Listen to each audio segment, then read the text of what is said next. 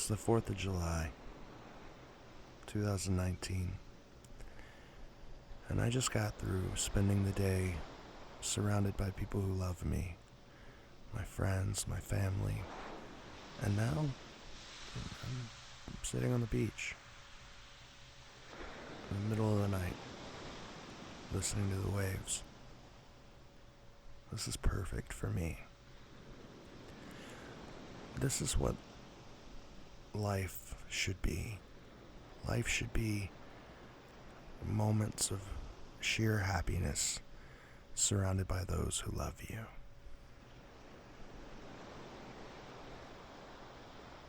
My friends know a lot about me, but not all of them know about this puzzle. So today at one of a couple of barbecues I attended, I talked to some of my friends about it. I showed them the website, I showed them the Facebook pages, I showed them the podcast. And they were, like most people, pretty intrigued. A bunch of them joined today. So welcome, friends, to the Secret Podcast. And I started tearing through some of the pages, and they noticed some harsh comments by people. And they asked me what the community was like. They asked me if it was supportive, if it was friendly, because to them, an outsider looking in, it didn't really appear that way. I told them there's good people, there's bad people, all kinds of people. I thought about it for a while, all day I thought about what they said. And it occurred to me that we spend so much time on this hunt. We spend so much time sitting online just talking to each other. We don't really know who everyone is. We see screen names, we see profile pictures, and we recognize them. But we don't know who that person is. We don't know what they do. We don't know what they love. We don't know what their life's like. We don't know what they're going through. We don't know what they're gonna go through. We don't know. Sometimes online we treat each other in a way we wouldn't in person.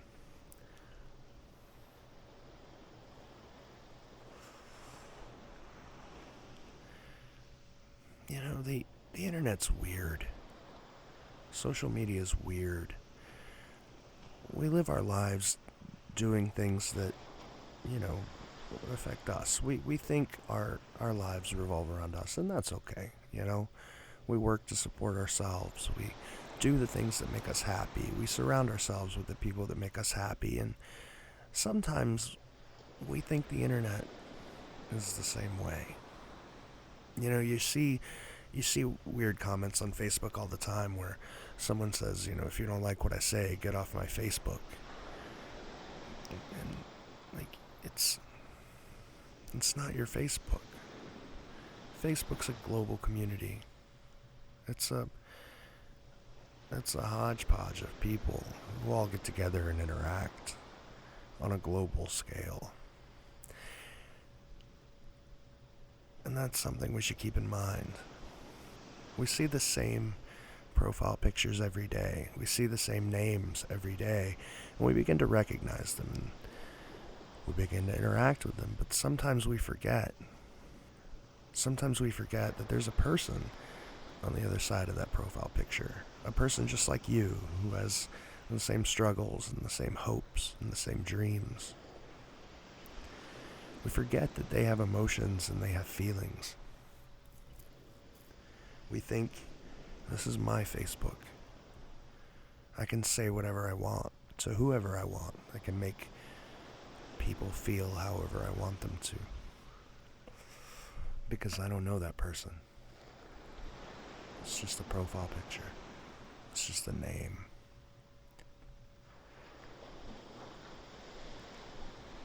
I thought it might be helpful for you to know who I am and why why I love this hunt so much. My name's George Ward. I'm a single father. I got a 9-year-old son. He's never been without me. I have sole custody. He has always lived with me. I have a beautiful fiancée. Her name's Rachel. She has a daughter named Destiny. She just turned 17 yesterday. It's crazy. I have a 17-year-old stepdaughter. It's so weird. I'm essentially an office manager. People come into my life every day, ask me questions, I ask them questions, we interact. Generally, I give them a check and they go away. I never see them again. I'm a firefighter. I've been a firefighter my entire life. Growing up, my mother was a firefighter, paramedic. She worked in an ambulance. She ended up the fire coordinator for our county and retired several years ago. My father was a firefighter, an EMT. It's a service that I've always loved. I serve on several boards for different fire departments, and I don't know, I've always felt a calling to give back to my community. It sounds cheesy or whatever, but it's true. I feel like volunteer work and charitable work like that is good for the soul, maybe? I don't know. I have a dog. His name's Fat Elvis. He's an English bulldog. He never leaves my side. He snores a lot. You probably hear him in the background of some podcasts. I grew up loving puzzles of all kinds. And I made a few of them. I made a few treasure hunts and complicated word and math puzzles throughout the years. I found The Secret like 10 years ago and I never looked back. It seemed fun to me, and the community was amazing. The community then basically consisted of 2 message boards, Quest for Treasure, and then another one that's a little more private. The community was amazing. They were all helpful. They were all kind to each other. I made a lot of friends. It's where I met John, TJ, Matt, Chris, the other John. I met some lifelong friends through that. That's who I am. My old co-host, he's a sound engineer. He tours with rock bands. Brett is in sales. Bradley's in sales. The other John's in sales. Everybody's in sales. People sell things. We're all people. We all have hopes. We all have dreams. We all have feelings. This podcast was built around a group of friends. Chris, Matt, Mark, Brian, Andy, even Brett, John, me, TJ, Justin. Friends. Friends who care about each other. It was built for a couple of reasons. Number one, when we were all working together, 2-3 years ago, the community was kind of small, but it was close knit. There wasn't much arguing. There was a lot of disagreement, but everyone respected everyone else for the most part. But information was sort of scattered. So we thought, hey, why don't we create a way for the information to be easily digested? Our first idea was create a website and just sort of have a rundown of all information available for each city. And then the more we wanted to do with the website, the more we realized that a podcast might be better. So we pick a city, we give all information that we currently have on that city, and we let people make up their minds. We let people go in their own direction with the current information. But also, we wanted to build a community for the wider audience that we knew was coming. We wanted to build a larger group of people to solve this puzzle. So we turned to Facebook and created a bunch of Facebook pages in an effort to, build a huge, just gigantic team of people to work on these puzzles together. We figured these puzzles are hard. It's difficult for just one person to figure it out. What would be best is almost crowdsourcing it.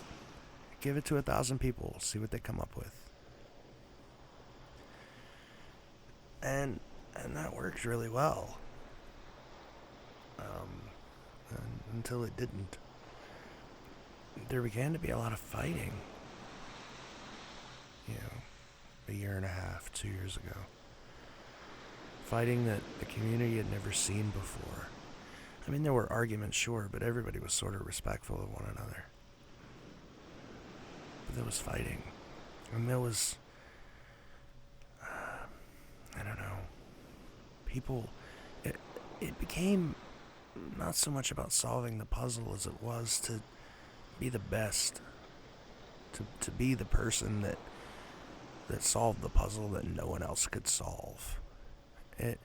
People started hoarding information and lying, cheating each other out of information. It was the exact opposite of what I think the creators would have wanted this puzzle to be. We had this idea that the puzzle was created by Byron and by Byron's friends, not as a way of making money, but just as a fun project. Like, seriously, who doesn't want to get together with their friends and publish a treasure hunt? That sounds like an awesome project. Like, oh, we need some paintings.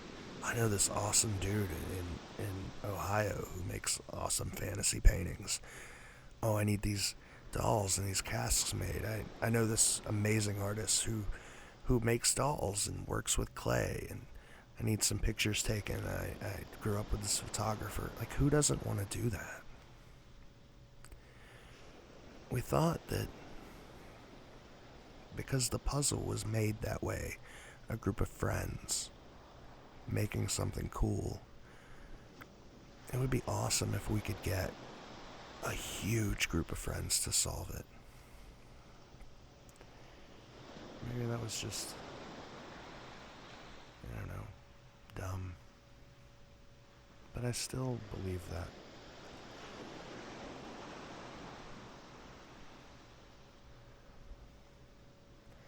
There's been so much drama lately. Everybody argues with everybody else. People call each other stupid. And the power grabs are crazy. The egos are out of this world. TV, newspaper articles, podcasts. None of that really helps, I guess. Everybody wants to be on top. But what's the top? What's your goal? Is your goal to solve a puzzle? Solve the puzzle.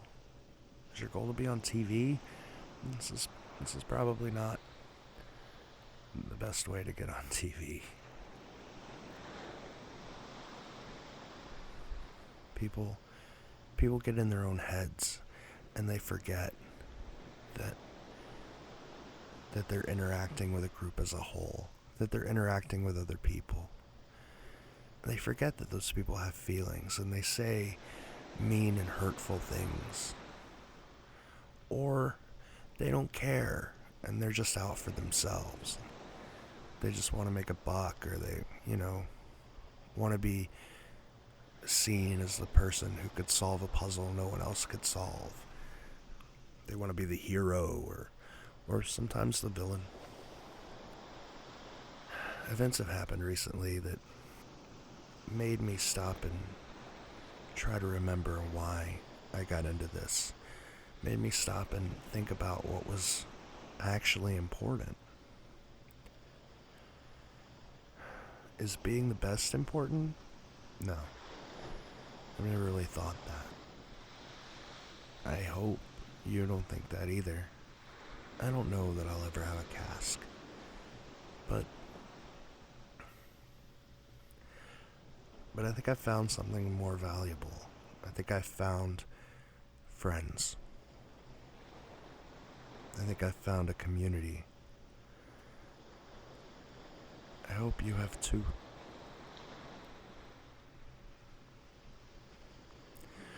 Just try to remember when you're interacting with each other, you're not just interacting with profile pictures. You're interacting with people. People just like you.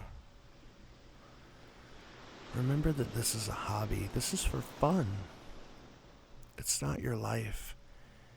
This puzzle does not define you. Be kind to one another.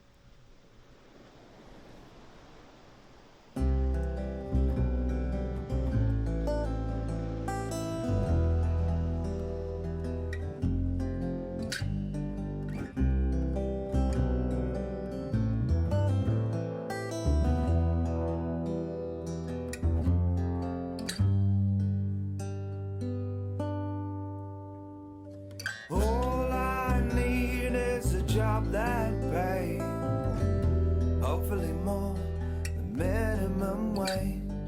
I don't need much these days, even less. Maybe a little help out of this mess. I'll dig a hole, bring my own spade. All that I ask is I get paid. Job can be more than something to do. Sometimes it'll make a man out of you. But what can make you can break you in half, drag you down when things go bad. I'll dig a hole, I'll fill it up, I'll dig you another one for free if I fuck it up. Wander around seeking folks who need homes. Where have they all gone? Nobody knows. Tinker, tailor, soldier or spy. If you got some word, keep me in mind. I'll dig a hole so deep and wide. I'll dig you a trench if you need somewhere to hide. I'll keep on digging these holes every day, just trying to keep these damn wolves at bay. Got dirt in my eyes and dirt in my blood, my soul shining white under all this mud. I'll dig a hole, pray it's not my grave. It turns out to be, well, what can I say? Send my wages to my widow back home. Tell her not to waste them on some dumb headstone. Get the kids some food, books and new clothes. Make sure they don't end up digging holes. 'Cause digging holes, no kind of life. Spend plenty of time in one when you die.